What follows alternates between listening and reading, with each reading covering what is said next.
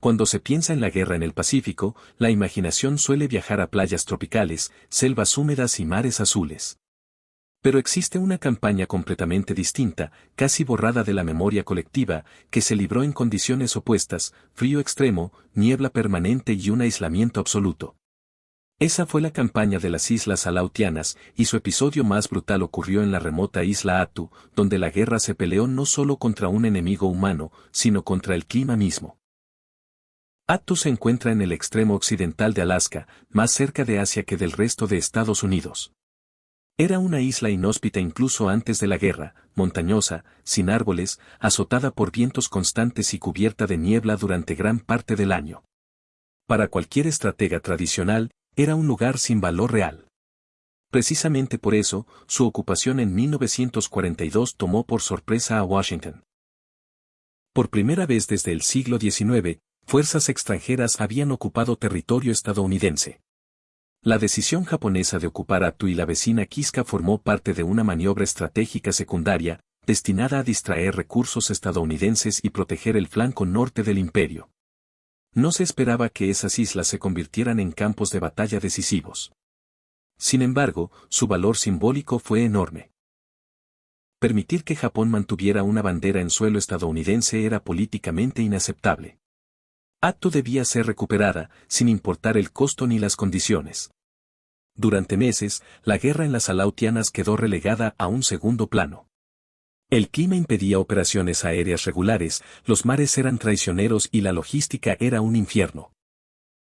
Mientras tanto, la guarnición japonesa en Attu, comandada por el coronel Yasuyo Yamasaki, se atrincheró en una isla que parecía diseñada para desgastar lentamente a cualquier invasor. No había refuerzos posibles ni rutas de escape claras. Los soldados japoneses comprendían que estaban aislados, pero también sabían que ese aislamiento podía jugar a su favor. Para las fuerzas estadounidenses, recuperar Attu implicaba enfrentar un tipo de guerra completamente desconocido. La mayoría de las tropas no estaba entrenada para combate invernal extremo. Carecían de ropa adecuada, experiencia en montaña y conocimiento del terreno. El enemigo, en cambio, llevaba meses adaptándose a la isla. Pero incluso más peligroso que los defensores japoneses era el propio entorno, temperaturas bajo cero, vientos capaces de derribar hombres y una niebla tan densa que anulaba la visibilidad a pocos metros. Cuando comenzó la ofensiva estadounidense en mayo de 1943, quedó claro desde el primer día que esta no sería una campaña convencional. No hubo playas soleadas ni avances rápidos. Hubo tropiezos en terreno empapado, soldados que se perdían en la niebla y unidades que combatían sin saber exactamente dónde estaba el enemigo. En Attu, las líneas de frente eran difusas y cambiantes. La guerra se libraba a ciegas. El frío causó estragos inmediatos. Más hombres cayeron por hipotermia, congelación y enfermedades que por fuego enemigo en las primeras fases. Las armas se atascaban, los radios fallaban y el simple acto de moverse se volvía agotador. Cada colina, cada valle y cada cresta se convertía en un obstáculo mortal. La isla no ofrecía refugio ni descanso real. Dormir significaba arriesgarse a no despertar. Los japoneses aprovecharon esas condiciones con una defensa flexible y paciente. No presentaron grandes concentraciones de tropas. Atacaban desde posiciones ocultas, se retiraban y reaparecían en otro punto. Para los estadounidenses, el enemigo parecía invisible, fundido con la niebla y el terreno. La sensación de estar siendo observados constantemente sin poder responder quebró la moral de muchas unidades. Attu se convirtió rápidamente en una guerra de desgaste psicológico.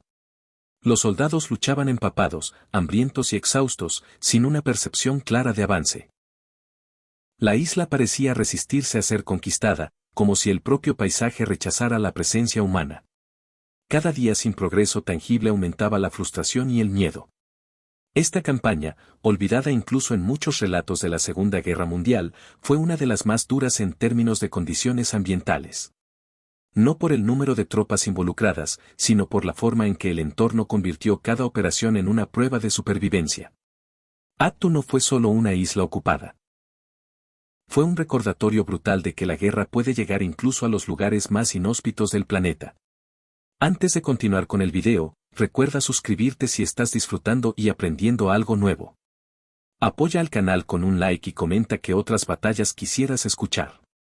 Continuemos.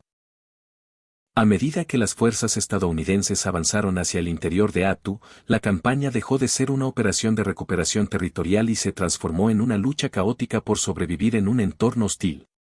No existía un frente claro. Las unidades se movían a través de valles estrechos y crestas montañosas sin saber con certeza dónde estaba el enemigo ni dónde estaban las tropas amigas. La niebla lo cubría todo, anulando la artillería, la aviación y cualquier ventaja tecnológica que Estados Unidos pudiera tener. Uno de los escenarios más mortales fue un valle que más tarde sería conocido como Massacre Valley. El nombre no surgió como exageración, sino como una descripción literal. Tropas estadounidenses avanzaron creyendo que los japoneses se retiraban, solo para quedar atrapadas bajo fuego cruzado desde posiciones elevadas perfectamente camufladas. En cuestión de horas, decenas de soldados murieron sin haber visto jamás al enemigo. Los cuerpos quedaron esparcidos en la tundra, muchos congelados antes de poder ser evacuados. El frío seguía cobrando más víctimas que las balas. Soldados con heridas leves morían por hipotermia. Otros perdían dedos, pies o manos por congelación. El barro helado hacía imposible cavar trincheras adecuadas y las posiciones improvisadas se inundaban con rapidez. Dormir seco era un privilegio inexistente. Cada noche era una prueba física y mental, con hombres temblando bajo mantas empapadas, conscientes de que el amanecer no garantizaba alivio alguno. Los defensores japoneses, bajo el mando del coronel Yasuyo Yamazaki, estaban atrapados en una isla sin refuerzos ni posibilidad de evacuación. Aún así, su resistencia fue metódica y feroz. Aprovechaban el terreno elevado, las grietas naturales de la roca y la niebla constante para lanzar ataques repentinos. No buscaban expulsar a los estadounidenses, sino desgastarlos, obligarlos a pagar cada metro con sangre. El combate se volvió fragmentado y brutal. Hubo enfrentamientos cuerpo a cuerpo, ataques nocturnos y confusión constante. En más de una ocasión, unidades estadounidenses se enfrentaron entre sí al confundirse en la niebla. El estrés acumulado provocaba errores fatales. La guerra en Attu no ofrecía margen para la recuperación psicológica. El enemigo parecía omnipresente e invisible al mismo tiempo. La logística estadounidense comenzó a colapsar. El suministro de alimentos, municiones y atención médica era lento e irregular. Cada traslado implicaba atravesar terrenos casi impracticables bajo condiciones climáticas impredecibles. Los helicópteros aún no eran una opción viable, y los vehículos se atascaban o simplemente no podían avanzar. Muchos heridos quedaron atrapados durante horas o días antes de recibir ayuda. Conforme avanzaban los días, la presión aumentaba para ambos bandos. Los estadounidenses comprendían que la campaña no podía prolongarse indefinidamente, pero tampoco veían una forma rápida de romper la defensa japonesa. Los japoneses, por su parte, sabían que el cerco se cerraba poco a poco. Cada colina perdida reducía su espacio vital, pero no su determinación. Attu se estaba convirtiendo en una batalla de desgaste total, donde el tiempo era tan letal como las armas. El clima seguía siendo el factor dominante. Tormentas repentinas obligaban a detener operaciones, separaban unidades y destruían planes cuidadosamente elaborados. En Attu, la guerra no avanzaba según los relojes ni los mapas, sino según la voluntad del viento, la nieve y la niebla. Los soldados comenzaron a entender que estaban luchando en un frente donde la naturaleza no favorecía a nadie. Para finales de mayo de 1943, las fuerzas estadounidenses habían logrado empujar a los defensores japoneses hacia un área cada vez más reducida. El combate se intensificó y el desenlace se acercaba. Sin embargo, nadie esperaba la forma en que esa campaña terminaría. En lugar de una rendición o un colapso ordenado, Attu estaba a punto de presenciar uno de los episodios más desesperados y sangrientos de toda la guerra en el Pacífico. El final de la campaña en Attu no llegó con una rendición ni con un colapso silencioso de las defensas japonesas. Llegó con un estallido de desesperación absoluta. A finales de mayo de 1943, los defensores japoneses estaban acorralados en un espacio cada vez más reducido, sin alimentos suficientes, con municiones escasas y sin ninguna esperanza real de refuerzos. El aislamiento total de la isla había cumplido su condena. Para el coronel Yasuyo Yamazaki, la campaña estaba perdida, pero aún quedaba una decisión final por tomar. En la madrugada del 29 de mayo, Yamasaki reunió a los hombres que aún podían sostener un arma. Muchos estaban heridos, debilitados por el hambre y el frío extremo. En lugar de esperar la destrucción inevitable, ordenó un ataque frontal masivo, una carga desesperada contra las posiciones estadounidenses. No se trataba de una maniobra táctica, sino de un último intento por romper el cerco o morir combatiendo. En el contexto de Attu, fue el acto final de una campaña sin salida. El ataque tomó completamente por sorpresa a las tropas estadounidenses. En medio de la niebla, los soldados japoneses avanzaron colina abajo, atravesando campamentos y posiciones de retaguardia. El combate fue inmediato y caótico. Hubo enfrentamientos cuerpo a cuerpo, disparos a quemarropa y escenas de violencia extrema. Algunas posiciones estadounidenses fueron arrasadas en minutos. Durante horas, la batalla se desdibujó en una confusión total donde nadie tenía una visión clara del frente. Finalmente, la superioridad numérica y de fuego estadounidense se impuso. La carga fue contenida, pero el costo fue enorme. Cientos de soldados estadounidenses murieron o resultaron heridos en ese último episodio. Del lado japonés, la guarnición prácticamente dejó de existir. El propio Yamasaki murió durante el ataque, cerrando así la resistencia en Attu de la única manera que consideró posible. El silencio que siguió fue tan abrupto como inquietante. Cuando el combate terminó, la isla ofrecía un paisaje desolador. Cuerpos congelados, armas abandonadas y posiciones destruidas se extendían entre la nieve y la niebla. No hubo celebraciones ni discursos triunfales. La victoria se sentía amarga.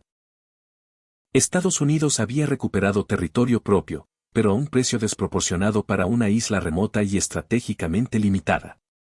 Attu había demostrado que incluso los frentes secundarios podían convertirse en infiernos absolutos. Las cifras reflejaron esa brutalidad. De los aproximadamente 2.500 soldados japoneses que defendían la isla, solo unas pocas decenas fueron capturados con vida. Las bajas estadounidenses superaron varios miles entre muertos, heridos y enfermos, con un porcentaje alarmante causado directamente por el clima. En Attu, el frío, la niebla y el terreno fueron tan letales como cualquier arma enemiga. Tras la batalla, la atención se desplazó rápidamente hacia la vecina Kiska. Ahí, las fuerzas estadounidenses esperaban una resistencia similar, pero encontraron algo inesperado: los japoneses habían evacuado la isla en secreto semanas antes. La ocupación de Kiska se realizó sin combate, lo que hizo que la carnicería de Attu pareciera aún más absurda en retrospectiva. Miles de hombres habían muerto en una isla, mientras la otra se abandonaba sin disparar un tiro. Con el paso del tiempo, la campaña de Attu quedó relegada al olvido. No encajaba en la narrativa heroica del Pacífico ni ofrecía imágenes icónicas de playas o victorias claras. Era una historia incómoda, marcada por errores, sufrimiento extremo y una violencia final difícil de justificar. Por eso, durante décadas, fue apenas una nota al margen en la historia de la Segunda Guerra Mundial. Sin embargo, Attu dejó lecciones profundas. Demostró que la guerra moderna no solo se libra contra ejércitos, sino contra entornos implacables. Reveló los límites de la preparación militar cuando se enfrenta a climas extremos y territorios hostiles. Y recordó que la guerra puede alcanzar incluso los lugares más remotos del planeta, cobrando vidas lejos de la atención del mundo. Hoy, Attu permanece prácticamente deshabitada. La niebla sigue cubriendo sus colinas y el viento recorre valles donde alguna vez se luchó a ciegas. Bajo esa tierra fría descansan los restos de una campaña olvidada, de hombres que combatieron y murieron en un frente que pocos recuerdan. La campaña de Attu no fue decisiva por su impacto estratégico, sino por lo que reveló sobre la guerra, que incluso en los márgenes del conflicto, entre nieve y niebla, la violencia puede ser total y el olvido casi inmediato. Gracias por llegar hasta el final del video. Si te gustó, no olvides suscribirte para apoyar al canal y continuar con más batallas olvidadas. Hasta el siguiente video.